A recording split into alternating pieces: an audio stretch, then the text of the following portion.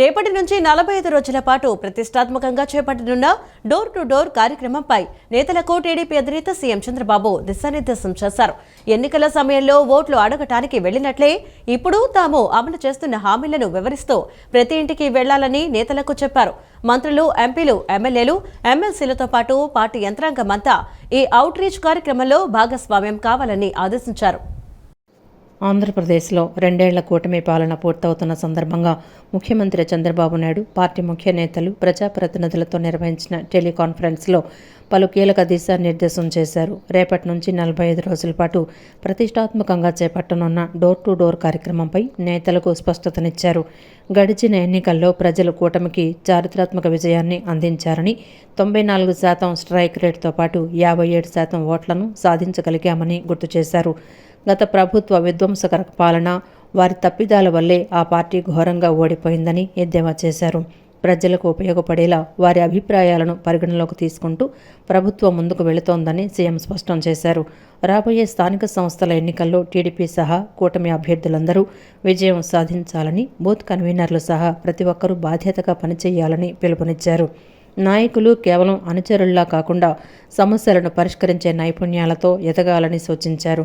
ఎన్నికల సమయంలో ఓట్లు అడగడానికి వెళ్లినట్లే ఇప్పుడు తాము అమలు చేస్తున్న హామీలను వివరిస్తూ ప్రతి ఇంటికి వెళ్లాలని నేతలకు చెప్పారు. మంత్రులు, ఎంపీలు, ఎమ్మెల్యేలు, ఎమ్మెల్సీలతో పాటు పార్టీ యంత్రాంగం అంతా ఈ అవుట్ రీచ్ కార్యక్రమంలో భాగస్వామ్యం కావాలని ఆదేశించారు.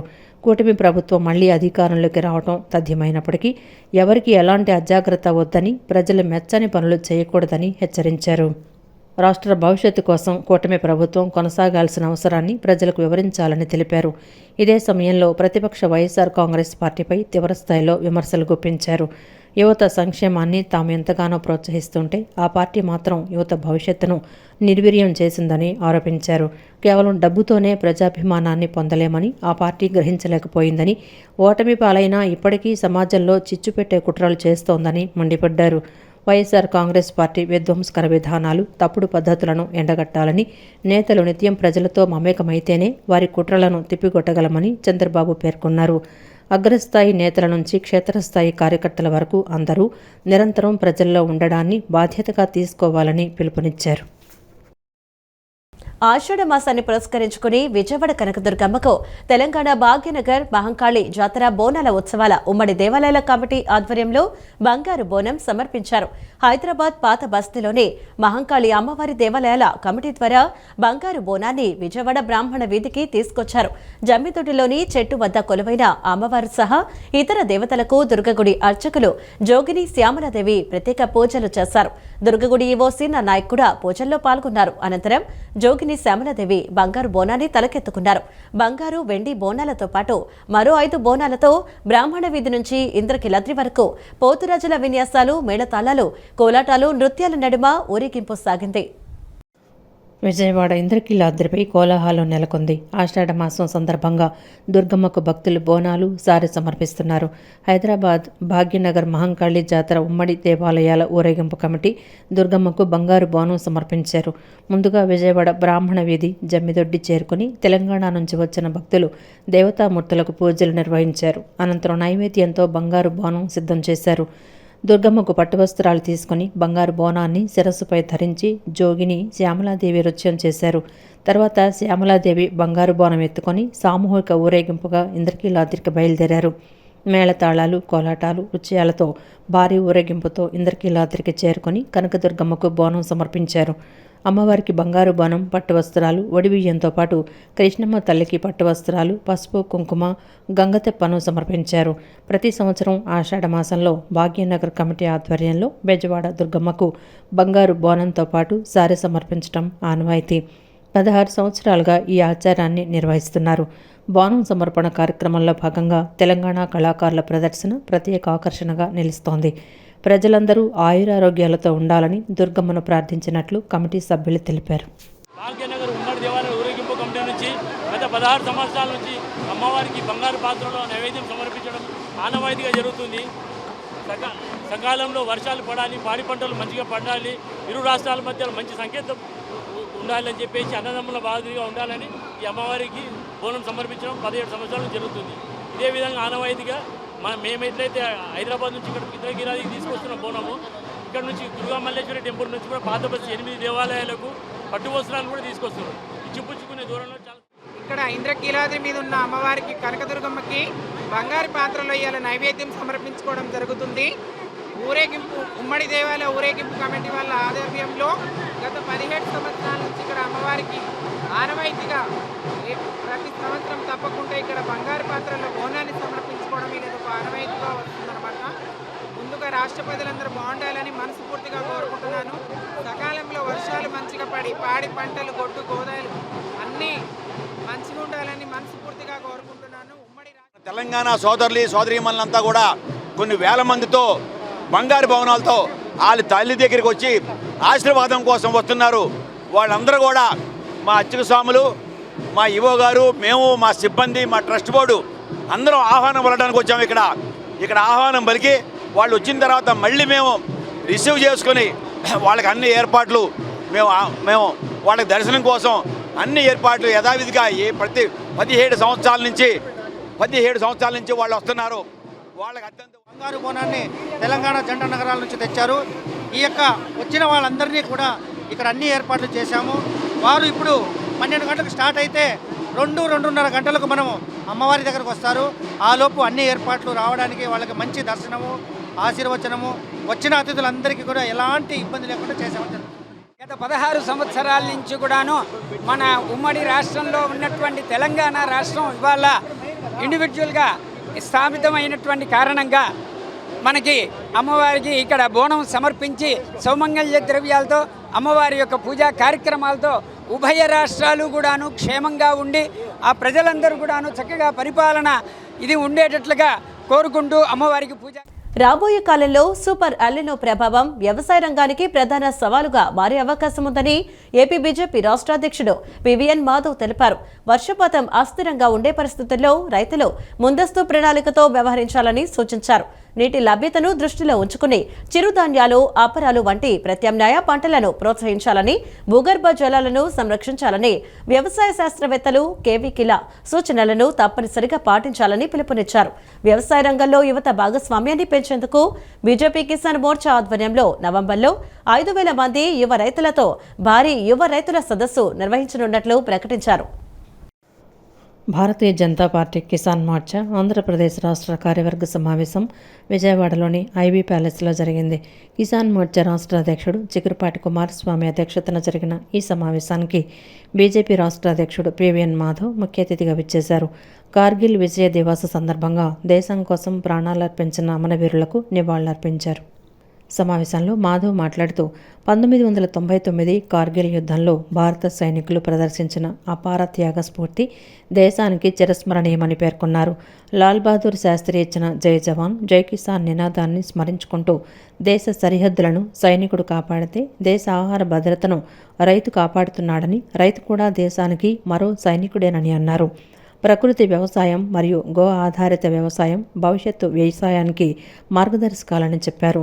8వ శతాబ్దానికి చెందిన వృక్ష ఆయుర్వేదం గ్రంథం భారతీయ వ్యవసాయ విజ్ఞాన వైభవానికి నిదర్శనమని, మొక్కల ఆరోగ్యాన్ని శాస్త్రీయంగా విశ్లేషించే గొప్ప జ్ఞానం మన పూర్వీకులకుందని వివరించారు. రైతుల ఆదాయం పెరగాలంటే కేవలం పంట పండించడం సరిపోదని, విలువ ఆధారిత ఉత్పత్తుల తయారీపై దృష్టి పెట్టాల్సిన అవసరం ఉందని పివిఎన్ మాధవ్ సూచించారు.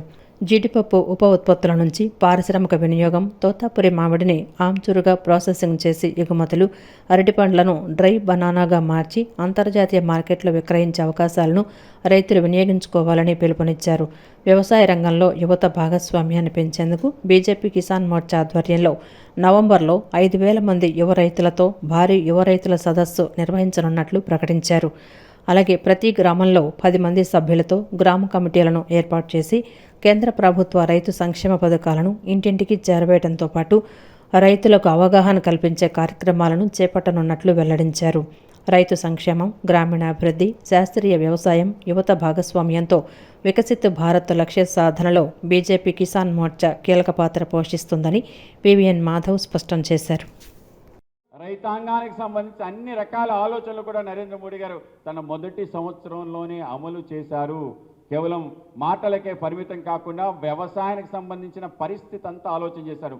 300 60 డిగ్రీల దృక్పథంతో ఆలోచన చేయటం కారణంగా రైతాంగానికి కావాల్సింది ఏమిటి, ముఖ్యంగా వాళ్ళ భూమి కనుక భూమికి సాయిల్ హెల్త్ కార్డ్, గతంలో వాజ్పేయి గారు కిసాన్ క్రెడిట్ కార్డ్ ఇచ్చారు, కానీ ఈసారి నరేంద్ర మోడీ గారు ముందు దాని నేల యొక్క ఆరోగ్యం ఏ విధంగా తెలుసుకోవాలని ఆ విధంగా కిసాన్ సాయిల్ హెల్త్ కార్డ్ పడిన తర్వాత ప్రధానమంత్రి కృషి సించాయ్ యోజన, ఏదైతే ప్రతి నీటి బొట్టు వృధా కాకుండా ప్రతి ఇంచు యొక్క భూమి తడిచే విధంగా వ్యవస్థ చేయాలి. కనుక గతంలో బిందు సేద్యం, తుంపర సేద్యాలు లాంటివి చేస్తారు, కానీ ఈసారి విస్తృతం చేశారు.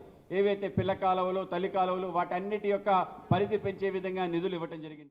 ఉభయ తెలుగు రాష్ట్రాల్లో కూడా యాదవులు పెద్ద సంఖ్యలో జనాభా కలిగిన బలమైన సామాజిక వర్గమని మాజీ మంత్రి తలసాని శ్రీనివాస్ యాదవ్ అన్నారు. మనమంతా ఐక్యంగా ఉంటేనే అభివృద్ధి సాధిస్తామని, ఎవరి దయా దాక్షిణ్యాల కోసం ఎదురు చూడాల్సిన అవసరం ఉండదన్నారు. రాజకీయంగా ఏ పార్టీలో ఉన్నా జాతి విషయానికి వస్తే మనమంతా ఒక్కటిగా ఉండాలన్నారు.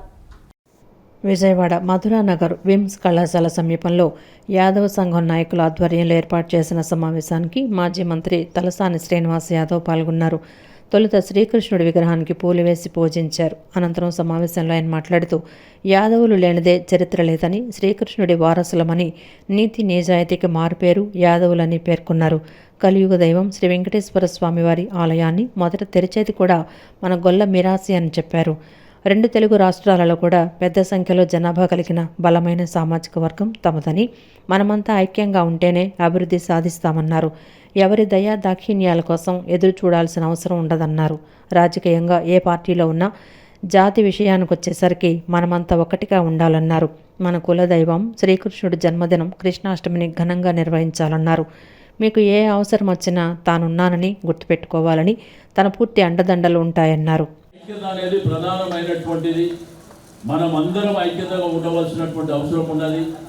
రెండోది, సమాజ సేవ పట్ల కూడా మనం ఉన్నంతలో సాయం చేయడానికి కూడా మనం పూనుకోవలసినటువంటి అవసరం ఉంది. ఎందుకంటే నీతికి నిజాయితీకి మారిపోయినట్టే మనల్ని అంటారు. వీళ్ళు నీతిగా ఉండరు, నిజాయితీగా ఉండరు, మరి మాట ఇస్తే మాట తప్పరు అనేటువంటి కులంలో పుట్టినటువంటి మనం కాబట్టి మీ అందరూ కూడా నేను కోరుకునేది ఒకటే, రాజకీయాలు వేరు, కులం వేరు. కులం దగ్గరకు వచ్చినప్పుడు అందరూ ఐక్యమత్యంగా ఉండండి. ఎవరు ఇష్టం ఉన్నట్టు వాళ్ళు తిరగవచ్చు, ఎవరు ఇష్టం ఉన్న పార్టీకి వాళ్ళు సపోర్ట్ చేయొచ్చు, అది వేరే విషయం. కానీ మన సంఘం విషయానికి వచ్చినప్పుడు, మన యొక్క కులం విషయానికి వచ్చినప్పుడు మనం అందరూ ఐక్యమత్యంగా ఉండి అనంతరం యాదవ సంఘం నాయకులు మాజీ కార్పొరేటర్ వెంకట సత్యనారాయణ మాట్లాడుతూ ఆంధ్రాలో ఎవరికి ఏ సమస్య వచ్చినా స్పందించి మనందరికీ అండగా నిలిచేది తలసాని శ్రీనివాస్ యాదవ్ అన్నారు. ఆంధ్రాలో ఏ యాదవుడు మన యాదవుల కోసం స్పందించరన్నారు. పదవి వచ్చేదాకా నాయకులకు కులాలు కావాలని, పదవి వచ్చిన తర్వాత మనం వేరనే భావన వస్తుందని, అప్పుడు వారికి మన కులాలు పనికిరావన్నారు. తలసాని శ్రీనివాస్ యాదవ్కు కులం లేదు, మతం లేదని, యాదవులకు ఏం జరిగినా ఆయన ముందుకొస్తారన్నారు. నేను చెప్తున్నా, ఇక్కడ ఆంధ్రలో ఏ యాదవుడు మన యాదవుల కోసం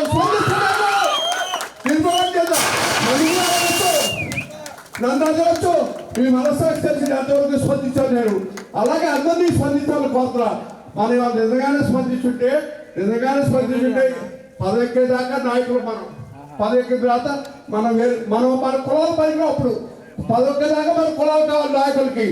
కాబట్టి చీరలు కళ కాదు, ఆయన కులం లేదు, మతం లేదు. విజయవాడ ఇంద్రకీలాద్రిపై జగన్మాత దుర్గమ్మను Andhra Pradesh assembly speaker Ayyanna Patrudu, Telangana assembly speaker G Prasad Kumar, AP శాసనసభ ఉప సభాపతి రఘురామకృష్ణంరాజు, ప్రముఖ సినీ నటుడు మురళీమోహన్ దర్శించుకున్నారు. ఆదివారం మధ్యాహ్నం ఆలయానికి విచ్చేసిన వీరికి ఆలయ ఈవో సీనా నాయక్, పాలక మండలి చైర్మన్ బొర్ర రాధాకృష్ణతో పాటు వేద పండితులు పూర్ణ గుంభంతో స్వాగతం పలికారు. అనంతరం అమ్మవారిని ప్రత్యేకంగా పూజించుకున్న అనంతరం వేద ఆశీర్వచన మండపంలో పండితులు వారికి వేదాశీస్సులు అందజేశారు. ఈ కార్యక్రమంలో భాగంగా ప్రముఖులందరికీ అమ్మవారి చిత్రపటాన్ని, ప్రసాదాలను ఈవో మరియు పాలక మండలి చైర్మన్ బహుకరించారు.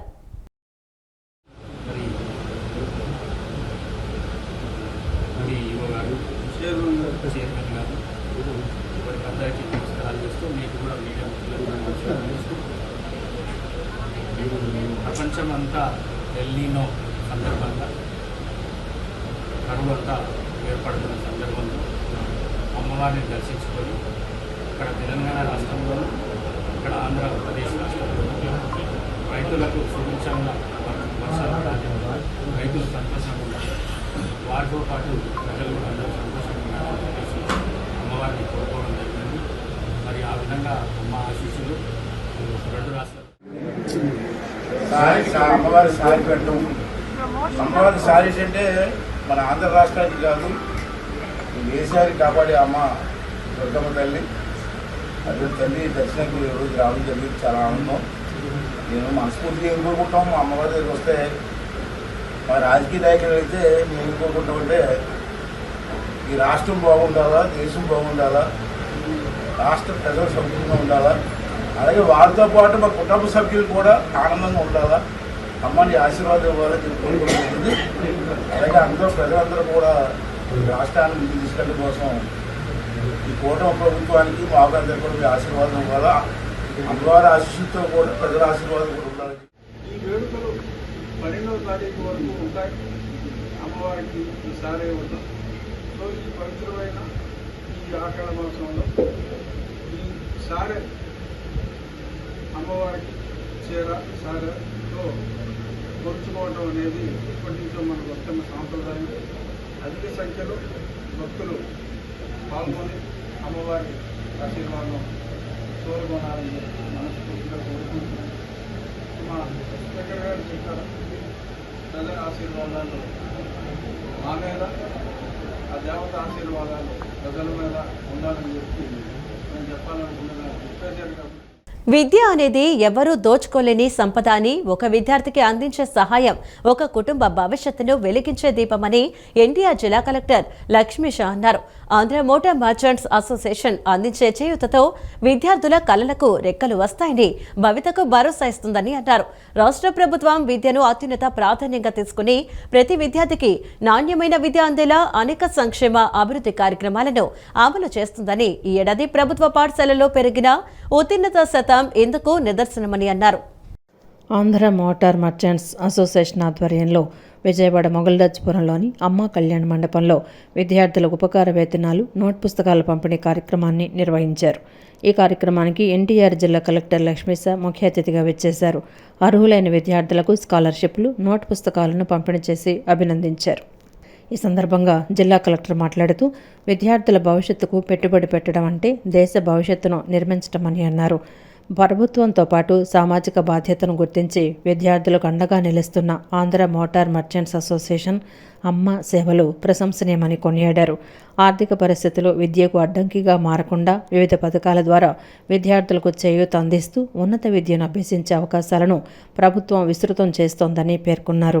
విద్యార్థులు కేవలం పాఠ్యపుస్తకాలకే పరిమితం కాకుండా విజ్ఞానం, సాంకేతికత, నైపుణ్యాల అభివృద్ధిపై దృష్టి పెట్టాలని సూచించారు.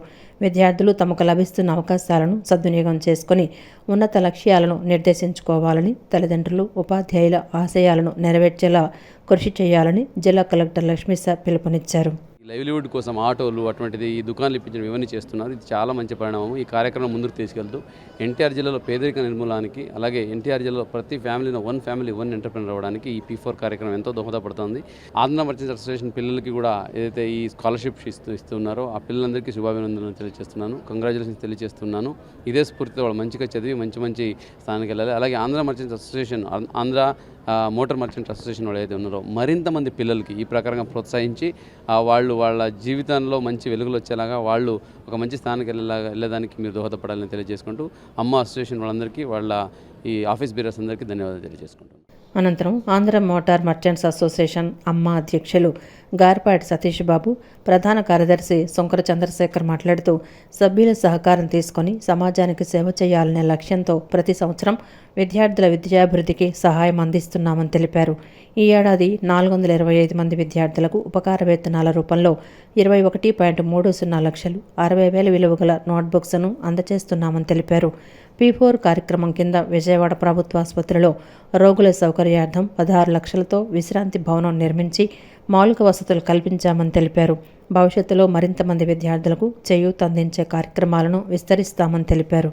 కార్యక్రమంలో అసోసియేషన్ కోశాధికారి అన్నే శ్రీనివాసరావు, ఉపాధ్యక్షులు జేవి సుబ్బారావు, డి దుర్గాప్రసాద్, సంయుక్త కార్యదర్శి కె దుర్గా మల్లికార్జునరావు, కార్యవర్గ సభ్యులు, విద్యార్థులు, తల్లిదండ్రులు పెద్ద సంఖ్యలో పాల్గొన్నారు.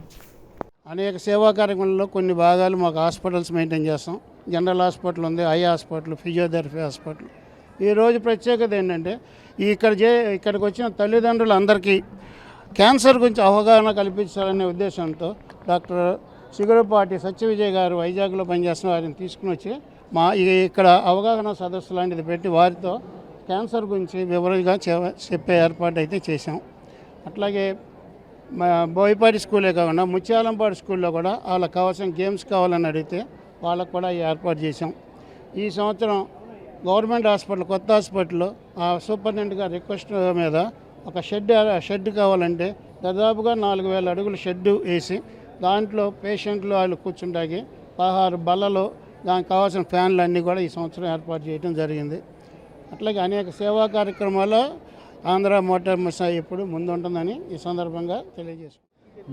మా పిల్లలకు కూడా ఫస్ట్ మార్క్ వచ్చిన వాళ్ళకి స్పెషల్ కేటగిరీ కింద తీసుకుని వాళ్ళకు కూడా ట్యూషన్స్ అవన్నీ చెప్పిస్తున్నామండి మా స్కూల్లోనే. అలాగే స్కూల్లో కూడా విద్యార్థులందరికీ 10th క్లాస్ ఎగ్జామ్స్ జరిగినంతకాలం మేము స్నాక్స్ అవి సప్లై చేసి వాళ్ళకి ఏ విధమైన లోటుపాట్లు లేకుండా ఈవినింగ్ చదువుకోవడానికి వాళ్ళకి టీచర్స్ని కూడా అరేంజ్ చేసి వాళ్ళ ఉచిత జీతాలు అవన్నీ కూడా మేమే ఏర్పాటు చేస్తున్నామండి. అలా మా పిల్లలకు కూడా మేము రాబోయే కాలంలో ఇంకొంచెం పెంచి స్కాలర్షిప్స్ అవి ఇచ్చి వాళ్ళ అభివృద్ధికి సహకరిస్తామని చెప్పి మేము చెప్తాం. ఎన్టీఏ పరీక్ష విధానాన్ని రద్దు చేయాలని తెలుగు రాష్ట్రాల తరపున గట్టిగా డిమాండ్ చేస్తున్నామని ఆంధ్ర మేధావుల వేదిక రాష్ట్ర అధ్యక్షుడు చొలసాని శ్రీనివాస్ తెలిపారు. రాష్ట్రాలకు తమ హక్కు ఉందని, తమ సీట్లు అన్ని ఉత్తరప్రదేశ్ వాళ్లు ఎత్తుకుపోతున్నారని దుయ్యబట్టారు. తెలుగు రాష్ట్రాల్లో సాంప్రదాయ పరిస్థితి ఉంటుందని, స్టేట్ సిలబస్ లో విద్యార్థులు చదువుకుంటారని, సెంట్రల్ బోర్డు ప్రకారం నీట్ ప్రశ్న పత్రం తయారు చేయడం దుర్మార్గం, పాపమని మండిపడ్డారు. పరీక్షలు హిందీ, ఇంగ్లీష్ భాషలో ఎందుకు నిర్వహిస్తున్నారని ప్రశ్నించారు. ప్రాంతీయ భాషల్లో పరీక్షలు నిర్వహించుకునే హక్కు దేశమిచ్చిందని మీరు ఎందుకు నిర్వహించడం లేదని ప్రశ్నించారు. ఉద్యమం గురించి మాట్లాడితే దేశద్రోహులని చెప్పడాన్ని ఖండించారు. విజయవాడ గాంధీనగర్లోని ప్రెస్ క్లబ్లో ఆంధ్ర మేధావుల వేదిక ఆధ్వర్యంలో విలేకరుల సమావేశాన్ని నిర్వహించారు. సమావేశంలో వేదిక అధ్యక్షుడు చలసాని శ్రీనివాస్ మాట్లాడుతూ ఢిల్లీలో జరిగిన ఉద్యమకారుల ప్రకంపనలు బహిరంగంగా కాకపోయినా తెలుగు జాతిలో ఉన్న యువత అనేక మంది తమ ఆకాంక్షలను చాటారని, రాజకీయాలకు అతీతంగా వారికి కృతజ్ఞతలు చెప్తున్నానని అన్నారు. ఏ పార్టీలో ఉన్నా సరే అంతర్గతంగా దేశంలో కుళ్ళిపోయిన వ్యవస్థను మార్చాలనే విషయంలో చాలా గట్టిగా ఉద్యమం చేశారని వారికి ధన్యవాదాలు తెలిపారు. నీట్ కానీ ఇతర పరీక్షలు కానీ గత 10 సంవత్సరాల్లో 3 సార్లు లీక్ అయ్యాయని, 22 లక్షల మంది విద్యార్థులు మానసికంగా దెబ్బతింటే హేళన చేస్తారా, ట్రోలింగ్ చేసే వారికి పిల్లలు లేరా అని మండిపడ్డారు. ఉత్తర బ్యాచ్కి జాగీరా, ఈ దేశానికి మూలవాసలం లిపిలేని హిందీ వేసుకొనొచ్చారని, తమ భాషపై పెత్తనం చేస్తారా అని ధ్వజమెత్తారు. ప్రాంతీయ భాషల్లో పరీక్షలు నిర్వహించుకునే హక్కు దేశమిచ్చిందని మీరెందుకు నిర్వహించడం లేదని ప్రశ్నించారు. ఉద్యమం గురించి మాట్లాడితే దేశద్రోహులని చెప్పడాన్ని ఖండించారు. మన రాష్ట్రంలో విద్యార్థులు, యువత ఏమీ చేయకపోయినా వారిపై కేసులు పెట్టి వేధించడం మానుకోవాలని పోలీసులకు హితవు పలికారు. అనంతరం ఫోరం సభ్యులు మాట్లాడుతూ దొనంపూడి శంకర్ మాట్లాడుతూ దేశ యువత జెన్సీ గ్రూప్ దేశంలో 15 సంవత్సరాలుగా సాగుతున్న గుత్తాధిపత్యానికి తెరిచిందని అన్నారు. మహాత్మా గాంధీని చంపిన గాడ్సే వారసులు మీరు దేశభక్తులా అని ప్రశ్నించారు. విద్యా వ్యవస్థలో సమూల మార్పులు, సంస్కరణలు రావాలన్నారు. 23,000 కోట్లు ఇచ్చారంట కేంద్ర ప్రభుత్వం. ఈ జేబులో 13,000 కోట్లు అని ఇచ్చానని దొంగనాటకం చెప్పి ఈ జేబులో వడ్డీ కోసం కేంద్రానికి చాలా అమౌంట్ లాగేసుకున్నారు. విశాఖపట్నం ఉక్కు ఫ్యాక్టరీకి హేళన చేస్తారా? మా ప్రజల అందరి త్యాగంతో వచ్చింది, ఆత్మత్యాగంతో వచ్చింది విశాఖపట్నం స్టీల్ ప్లాంట్. గమనం చెప్పి కోరుతా ఉన్నాం. తక్షణమే రేవంత్ రెడ్డి గారు, ఇది మీకు కూడా చెప్తున్నాను, చంద్రబాబు గారు, జగన్మోహన్ రెడ్డి గారు, కేటీఆర్ తక్షణమే నీట్ పరీక్షలకి మీకు నిజాయితీ ఉంటే మీరు చెప్పండి. ఎన్టీఏ మాకు అక్కర్లేదు, మేము బ్రహ్మాండంగా నిర్ణయించుకున్నాం గత 30 సంవత్సరాల నుంచి. మా సీట్లు, మా సిలబస్, మా స్టేట్ సిలబస్, మా విద్యార్థులు నరకయాత్ర పడుతున్నారండి విద్యార్థులు. కాబట్టి దేశభక్తి మీ ఒక్కరి సొత్తు కాదు, హిందూ జీవన విధానం మీ ఒక్కరి సొత్తు కాదు, క్రైస్తవ జీవన విధానం మీ ఒక్కరి సొత్తు కాదు. సెక్యులర్ భారతదేశంలో ఉన్నాం మనం. సెక్యులర్ కాన్స్టిట్యూషన్ని నమ్ముకొని పనిచేస్తున్నాం. అన్ని మతాలకి భగవద్గీత, బైబిల్, ఖురాన్ పవిత్ర గ్రంథాలు అయితే భారతీయులందరికీ పవిత్ర గ్రంథం డాక్టర్ బాబాసాహెబ్ అంబేద్కర్ తీసినటువంటి భారత రాజ్యాంగం కాన్స్టిట్యూషన్కి లోబడి పనిచేస్తున్నాం. కాబట్టి ఈ రోజున యావత్తు భారతదేశం ఆసేతు హిమాచలం కదిలించింది. ఒక విద్యార్థి వెనుక ఒక విద్యార్థి ఉండడు. ఆ విద్యార్థి వెనుక ఒక తల్లి ఉంటుంది, ఒక తండ్రి ఉంటాడు, ఒక అక్క ఉంటుంది, ఒక చెల్లి ఉంటుంది, ఒక అన్న ఉంటాడు, ఒక తమ్ముడు ఉంటాడు. యావత్తు కుటుంబం అంతా కూడా స్టూడెంట్ వెనుక ఉంటుంది. మీరు రాజకీయాన్ని కలుషితం చేసి రాముడిని కూడా ఆ దుర్మార్గాన్ని అడగట్టే ప్రయత్నం చేస్తున్నారు. ఖచ్చితంగా దేశ ద్రోహులకు దేశభక్తులకు జరుగుతున్న పోరాటం అంతిమంగా దేశభక్తులదే విజయం. తప్పకుండా ఈ ధర్మేంద్ర ప్రధాన రాజీనామాతోనే ఈ ఉద్యమం ఆగదు. రాబోయే రోజుల్లో సమకాలీన విషయం మీద, ముఖ్యంగా విద్యారంగ ప్రక్షాళన మీద, NEP 2020 రద్దు మీద కూడా రాబోయే రోజుల్లో ఒక పెద్ద పోరాటానికి, నిరుద్యోగ ఉద్యమానికి ఈ పోరాటం నాంది కాబోతుందని చెప్పి ఈ సందర్భంగా మీ అందరికీ తెలియజేస్తున్నాను. జి రామన్న, DYFI రాష్ట్ర కార్యదర్శి. కేంద్ర విద్యాశాఖ మంత్రి ధర్మేంద్ర ప్రధాన్ రాజీనామా విద్యార్థుల చారిత్రాత్మక విజయమని సిపిఐ జాతీయ కార్యదర్శి కె రామకృష్ణ అభివర్ణించారు. గత 12 ఏళ్లు మోదీ ప్రభుత్వ ప్రజా వ్యతిరేక తిరోగమన విధానాలకు ఇది చెంపపెట్టు లాంటిదని ఆయన పేర్కొన్నారు. ఈ నేపథ్యంలో నేషనల్ టెస్టింగ్ ఏజెన్సీని పూర్తిగా రద్దు చేయాలని కేంద్ర విద్యాశాఖను బీజేపీకి చెందిన ప్రహ్లాద్ జోషికి కాకుండా లౌకిక పార్టీలైన టీడీపీ లేదా జేడీయూలకు కేటాయించాలని డిమాండ్ చేశారు. అలాగే 2020లో ప్రవేశపెట్టిన మతతత్వ జాతీయ విద్యా విధానాన్ని తక్షణమే ఉపసంహరించుకోవాలని కోరారు. ఎన్టీఏ మరియు NEPల రద్దును డిమాండ్ చేస్తూ జూలై 27న దేశవ్యాప్తంగా అంబేద్కర్ విగ్రహాల వద్ద నిర్వహించనున్న నిరసన కార్యక్రమాలను విజయవంతం చేయాలని రామకృష్ణ పిలుపునిచ్చారు. దేశవ్యాప్తంగా విద్యారంగానంతా దాన్ని కమర్షియలైజ్ చేయడం, అదేవిధంగా దాన్ని మతపరమైన రంగు పులిమి కమ్యూనల్ అజెండా కింద దాన్ని తీసుకొస్తూ ఉన్నారు. కాబట్టి ఈ తరుణంలో నేషనల్ ఎడ్యుకేషన్ పాలసీని ఉపసంహరించుకోవాలని చెప్పి కూడా డిమాండ్ చేస్తూ ఉన్నాం. అందుకు గాను రేపు దేశవ్యాప్తంగా భారత కమ్యూనిస్ట్ పార్టీ ఆధ్వర్యంలో ఒకవైపు విజయోత్సవాలు జరుపుకుంటూనే మరోవైపు NEPని ఉపసంహరించుకోవాలని, నేషనల్ టెస్టింగ్ ఏజెన్సీని రద్దు చేయాలని డిమాండ్ చేస్తూ అంబేద్కర్ విగ్రహాల ముందు నిరసన కార్యక్రమాలు చేపట్టాలని మా పార్టీ పిలుపునిచ్చింది. దేశవ్యాప్తంగా అన్ని రాష్ట్రాల్లో కూడా పెద్ద ఎత్తున పార్టీ కార్యకర్తలు, పార్టీ శ్రేణులు అందరూ కూడా పాల్గొని ఈ కార్యక్రమాన్ని జయప్రదం చేయాలని కోరుతా ఉన్నాం. విజయవాడను నిత్యం వణికిస్తున్న బుడమేరు వరద ముప్పునకు శాశ్వత పరిష్కారంగా ఏపీ ప్రభుత్వం సిటీ ఫ్లడ్ అలర్ట్ అనే అత్యాధునిక సాంకేతిక వ్యవస్థను అందుబాటులోకి తెచ్చింది. సీఎం చంద్రబాబు సూచనలతో real time governance society, AP SDMA, IIT Gandhinagar నిపుణుల సహకారంతో కృత్రిమ మేధస్సు ఉపగ్రహ చిత్రాల ఆధారంగా దీన్ని రూపొందించింది. ఈ వ్యవస్థ ద్వారా ఆకస్మిక వరదలను 6 గంటల ముందే పసిగట్టి అధికారులకు ఆటోమేటిక్గా హెచ్చరికలు పంపవచ్చు. తద్వారా ప్రాణ ఆస్తి నష్టాలను నివారించడానికి వీలవుతుంది. విజయవాడను నిత్యం వణికిస్తున్న బుడమేరు వరద ముప్పునకు శాశ్వత పరిష్కారంగా ఏపీ ప్రభుత్వం సిటీ ఫ్లడ్ అలర్ట్ అనే అత్యాధునిక సాంకేతిక వ్యవస్థను అందుబాటులోకి తెచ్చింది. ముఖ్యమంత్రి చంద్రబాబు సూచనల మేరకు real time governance society RTGS, AP SDMA, IIT Gandhinagar నిపుణులు సంయుక్తంగా కృత్రిమ మేధస్సు ఉపగ్రహ చిత్రాల విశ్లేషణతో దీన్ని రూపొందించారు. గత 30 ఏళ్ల వరద డేటాను విశ్లేషించి నగరంలోని ప్రమాదకర ప్రాంతాలను వార్డుల వారీగా మ్యాపింగ్ చేసి హాట్స్పాట్లుగా గుర్తించారు. ఈ వ్యవస్థ ద్వారా ఆకస్మిక వరదలను 6 గంటల ముందే పసిగట్టి అధికారుల మొబైల్ ఫోన్లకు ఆటోమేటిక్గా హెచ్చరికలు పంపవచ్చు. తద్వారా లోతట్టు ప్రాంతాల ప్రజలను ముందస్తుగా సురక్షిత ప్రాంతాలకు తరలించి ప్రాణ, ఆస్తి నష్టాలను నివారించడానికి వీలవుతుంది. గుర్గావ్లో విజయవంతమైన ఫ్లడ్ అస్త్ర విధానాన్ని పోలి ఉన్న ఈ సాంకేతికతను ప్రస్తుతం విజయవాడలో అమలు చేస్తూ ఉండగా త్వరలోనే రాష్ట్రంలోని అన్ని మున్సిపాలిటీలకు విస్తరించనున్నారు. వ్యవసాయం ఆధారంగానే భారత ఆర్థిక అభివృద్ధి జరుగుతుందని కిసాన్ మోర్చా జాతీయ ప్రధాన కార్యదర్శి శంభుకుమార్ తెలిపారు. ప్రకృతి సేంద్రియ వ్యవసాయాన్ని అభివృద్ధి చేయడంలో భారత్ పనిచేస్తుందని అన్నారు. ఎన్డీఏ ప్రభుత్వం వ్యవసాయానికి అధిక ప్రాధాన్యత ఇస్తుందని తెలిపారు. యూపీఏ ప్రభుత్వంలో వ్యవసాయ బడ్జెట్ 24,500 కోట్ల రూపాయలు ఉండేదని, ఎన్డీఏ ప్రభుత్వంలో వ్యవసాయ బడ్జెట్ 1.37 లక్షల కోట్లకు చేరిందని అన్నారు. భారతీయ జనతా పార్టీ కిసాన్ మోర్చా ఆంధ్రప్రదేశ్ రాష్ట్ర కార్యవర్గ సమావేశం విజయవాడలోని ఐవీ ప్యాలెస్లో జరిగింది. కిసాన్ మోర్చా రాష్ట్ర అధ్యక్షుడు చిగురుపాటి కుమారస్వామి అధ్యక్షతన జరిగిన ఈ సమావేశంలో కిసాన్ మోర్చా జాతీయ ప్రధాన కార్యదర్శి శంభుకుమార్ పాల్గొన్నారు. ఈ సందర్భంగా ఆయన మాట్లాడుతూ ప్రకృతి సేంద్రియ వ్యవసాయాన్ని అభివృద్ధి చేయడంలో భారత్ పనిచేస్తోందన్నారు. ఎన్డీఏ ప్రభుత్వం వ్యవసాయానికి అధిక ప్రాధాన్యత ఇస్తోందని తెలిపారు. యూపీఏ ప్రభుత్వంలో వ్యవసాయ బడ్జెట్ 24,500 కోట్ల రూపాయలుండేదని, ఎన్డీఏ ప్రభుత్వంలో వ్యవసాయ బడ్జెట్ 1.37 లక్షల కోట్లకు చేరిందన్నారు. ఏపీకి మాత్రమే వ్యవసాయానికి 15,000 కోట్ల రూపాయలు కేటాయించడం జరిగిందన్నారు. భారతదేశంలోనే అత్యధిక చిల్లీ ఎకానమీ సెంటర్ గుంటూరు అని పేర్కొన్నారు.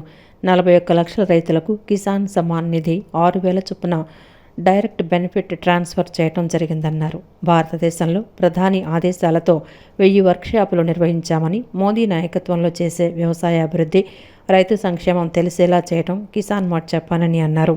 అనంతరం ఏపీ బీజేపీ కిసాన్ మోర్చా అధ్యక్షుడు చిగురుపాటి కుమారస్వామి మాట్లాడుతూ పంట మార్పులు చేసే పరిస్థితిలో రైతు లేదని, వరి పంటకు ప్రత్యామ్నాయం చేయాలని ప్రభుత్వం చెప్తోందన్నారు.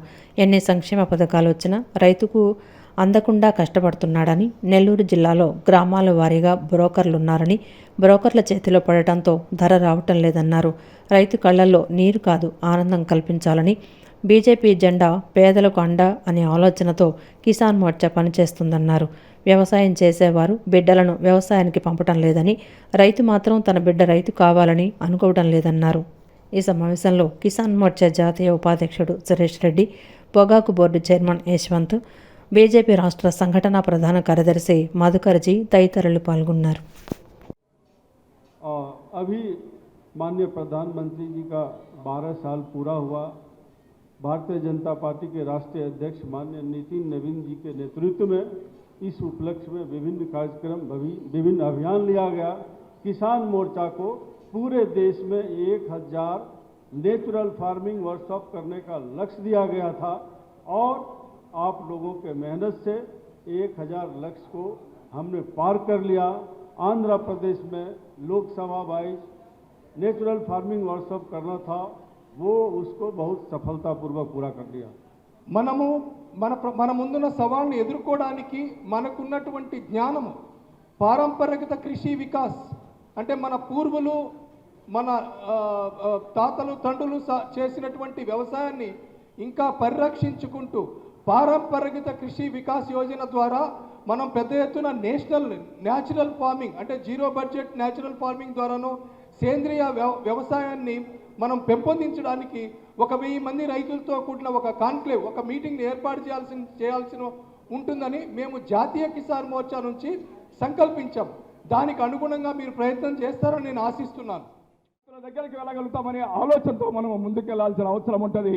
అందుకోసం ఈ కార్యక్రమంలో మనం అందరం కూడా సాయంత్రం 5 గంటల వరకు కూడా మనం ఈ కార్యక్రమాల్లో ఉండి భవిష్యత్తు కార్యక్రమాలు మనము తీసుకొని వెళ్ళి ఆంధ్రప్రదేశ్లో ఏ గ్రామంలో అయినా ఏ రైతుకైనా నష్టం జరిగితే రైతు సంఘాలు కాదు, ఇంకొకరు కాదు, రైతులు పక్షాన నిలబడేది భారతీయ జనతా కిసాన్ మోర్చా మాత్రమే అన్న విషయము చాటి చెప్పాలని ఆ సంకల్పంతో మనం ఇక్కడి నుంచి సాయంత్రం బయటికి వెళ్ళాలన్న విషయము మీ అందరికీ చెబుతూ గొల్లపాలెం గట్టు సెంటర్ నుండి రమణ ఆధ్వర్యంలో మహిళలు జగన్మాత దుర్గమ్మకు భక్తి శ్రద్ధలతో ఆషాఢ సారె సమర్పించారు.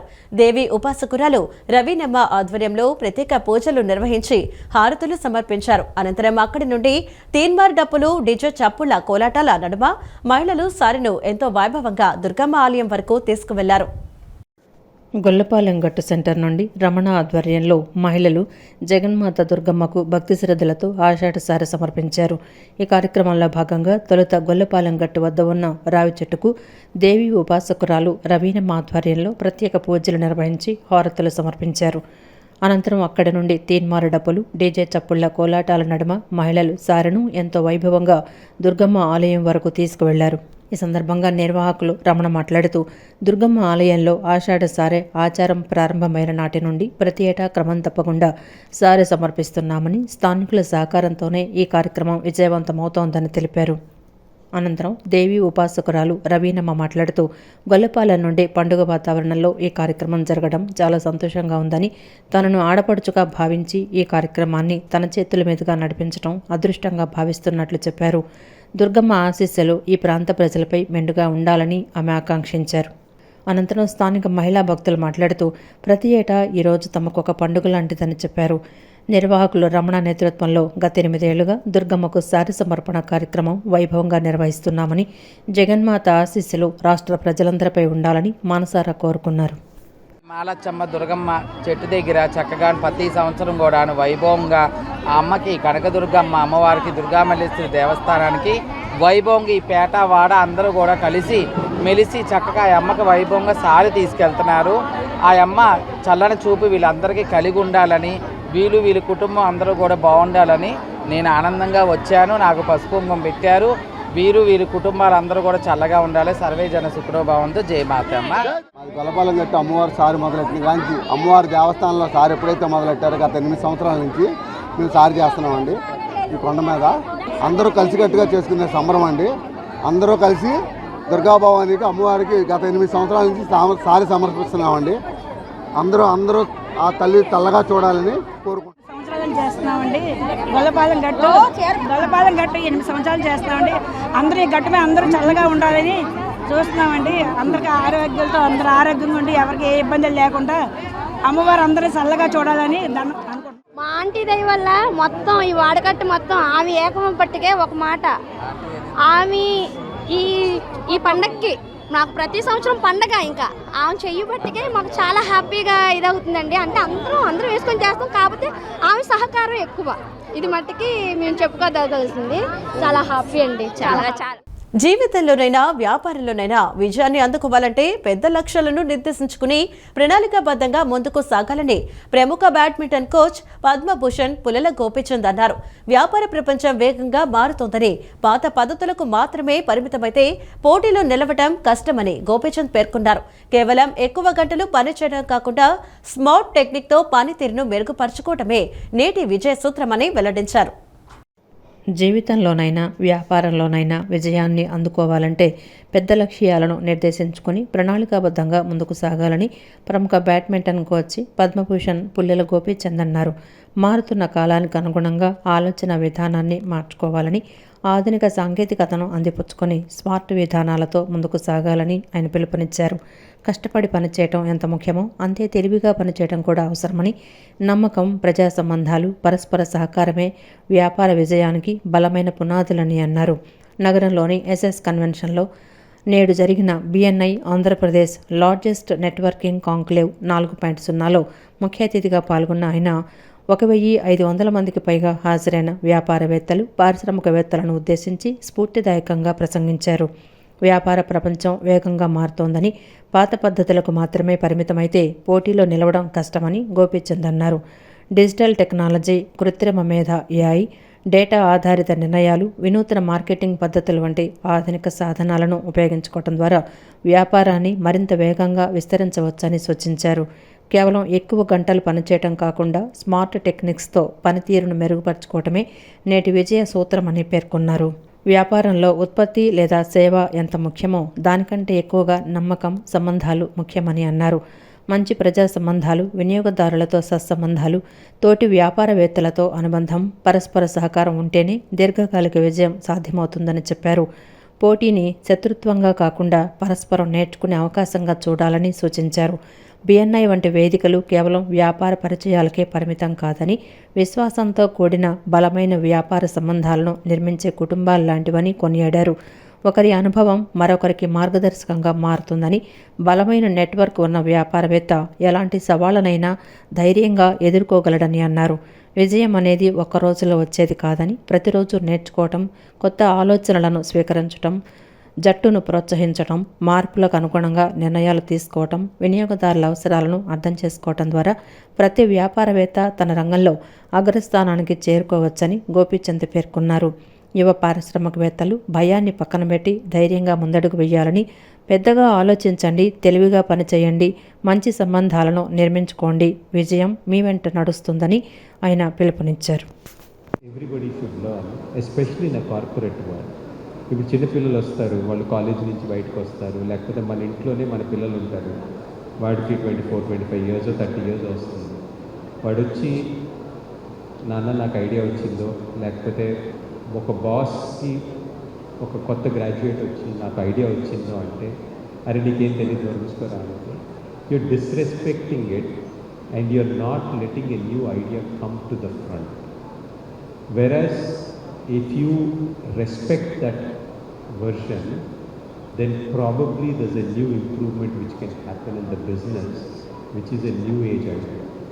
So I think in some ways respecting as a senior to respect the junior and respect the team which works under you drives a lot of sense.